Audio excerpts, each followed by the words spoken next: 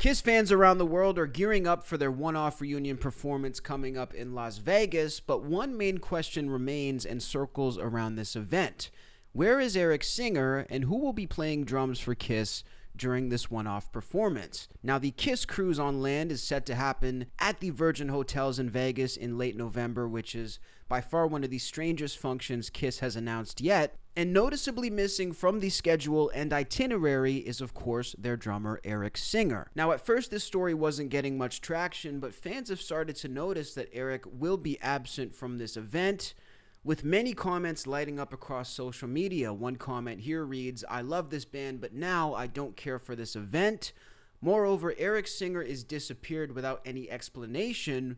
For me, the end of the road is definitely behind us. Another comment reads, quote, "I love how every interview over the last 20 years was Gene and Paul forcing the narrative that Eric and Tommy are so important and part of Kiss.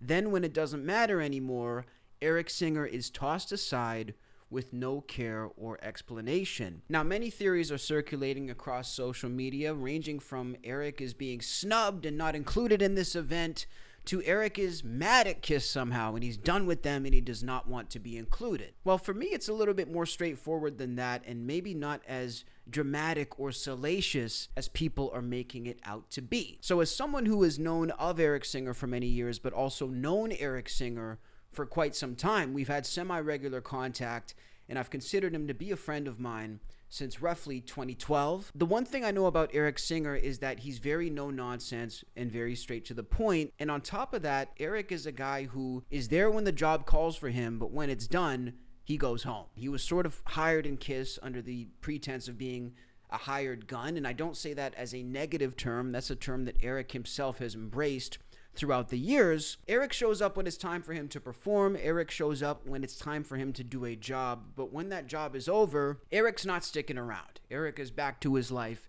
and back to his everyday. So for me, that is the theory that I have about this whole situation, is that Eric Singer was involved in the End of the Road tour, which was not an easy tour, by the way. When you take a look at what happened with Kiss during the End of the Road tour, it was a long and strenuous odyssey to get through that tour. That was a tour that was supposed to be about 1.5 years in length, that went for, I think, about 3 years. And as somebody from the outside, again, I can't speak for the band, and I'm not speaking as if I have any intel from the band on this situation, but from the outside looking in, I would say that by the end of the final tour, it probably wasn't that fun for everybody involved. I think that by the time this tour ended, some of the guys involved, some of the crew members, some of the band members were happy to see this finished. I think they were happy to see this tour finally end because, again, it became such an undertaking. My hypothesis for this scenario with Eric Singer is this. I think Eric Singer signed up, he signed his contract to end being in Kiss at the end of this tour. My prediction is that he is fully comfortable being done with Kiss and walking away now that the final tour is over. I know a lot of people are trying to spin this like this is some sort of drama, like this is some sort of beef, or maybe he's being cast out or snubbed. I don't think this is the case. I think Eric Singer is probably the only guy in Kiss who is actually comfortable with walking away. Eric Singer knows when to say when. And that is something that, as much as I love Gene and Paul, I cannot say about those two. These two don't know when to quit. And by the way, that's part of what's made them incredibly successful in this business. Look, the people who go the farthest and make the most money and have the longest careers, they don't know when to say when. They will continue working even if they have, $500 million in the bank, like Gene probably does. They have no excuse to ever work again, but they will keep working. Probably it's going to be a situation like Ozzy. We used to joke, folks. We used to joke that we would see these guys wheeled out in a wheelchair still doing shows. It's not a joke anymore because we've actually seen this with Ozzy. So I would say a guy like Gene Simmons, a guy like Paul Stanley, they would be perfectly comfortable doing this until they're physically unable to do so. Now, Eric Singer, on the other hand, is a very different type of guy, having known him throughout the years. That is not Eric Singer. I think Eric has a tremendous passion for drumming. I think he has a tremendous passion for Kiss. But Eric Singer knows when to say when, and he knows when to walk away. So I would imagine that Eric was definitely not snubbed in this scenario, I would actually be willing to venture that he was probably invited to this, and he was probably offered a substantial amount of money to go ahead and join this and come back into Kiss. And I would say, folks, that he probably just said no.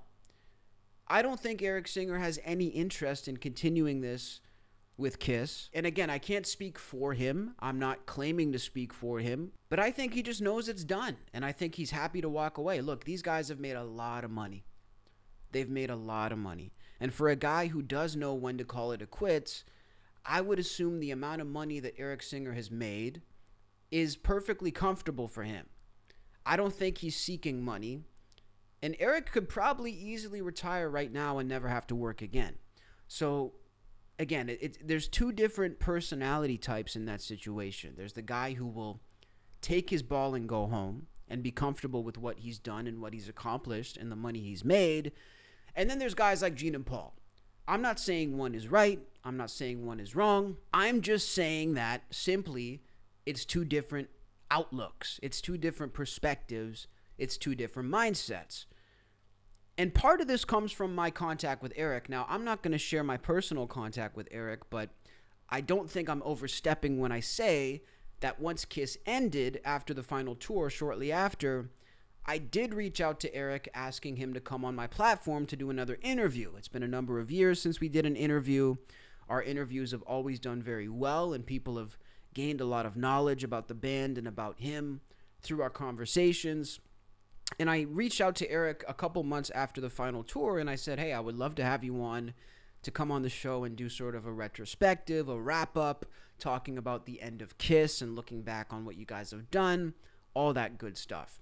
And I got a great response from Eric. Eric said, hey, what's up? Happy to hear from you, this and that. I'm not going to overstep and share what he actually did say, but what he said was he doesn't want to do an interview.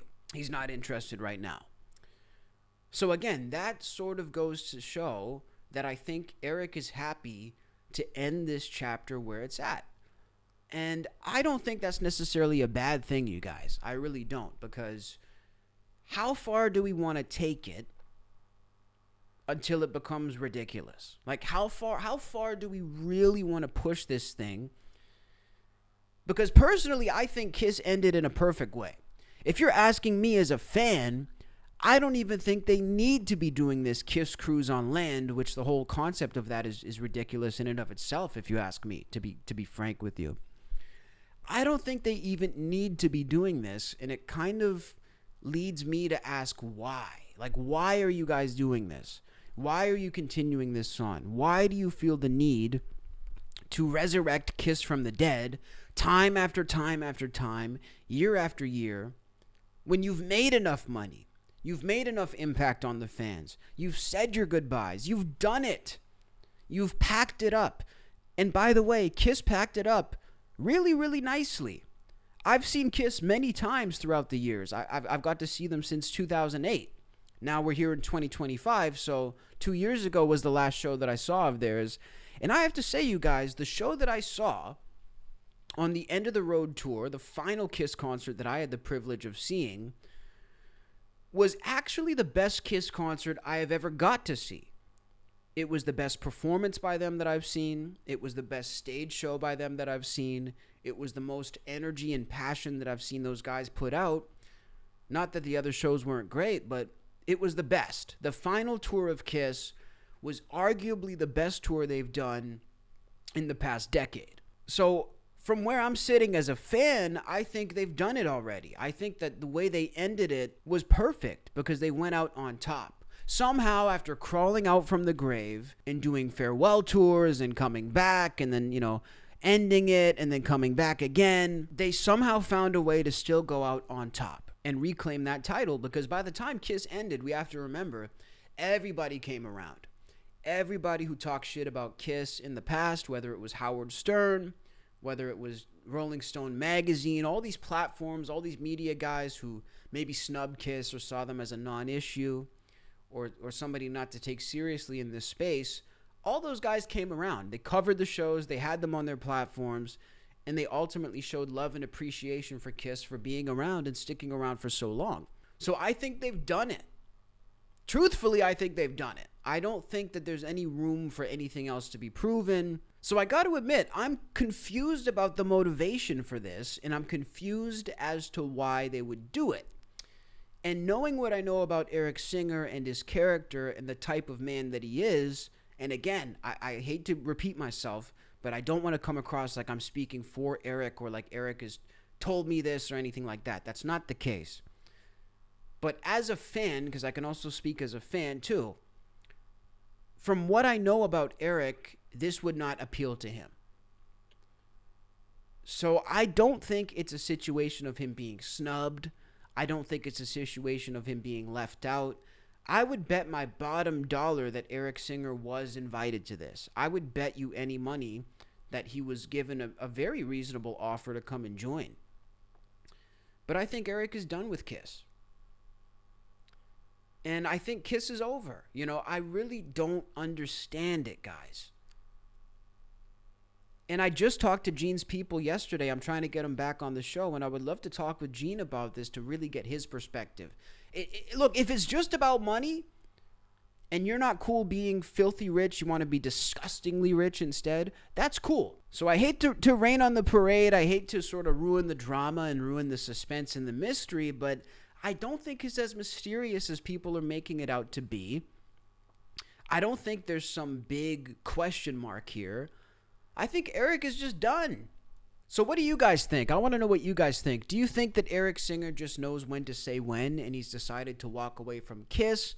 Do you feel like there might be something deeper going on? Again, I want to make it perfectly clear. I don't have the answers. I could be completely wrong about this whole scenario and be completely off the mark. But what do you guys think? Is this Eric Singer just walking away? Was he not invited? Was he snubbed? Could this be deeper than what I'm actually even speaking on, or maybe deeper than I might even know? Let me know what you think down below in the comments.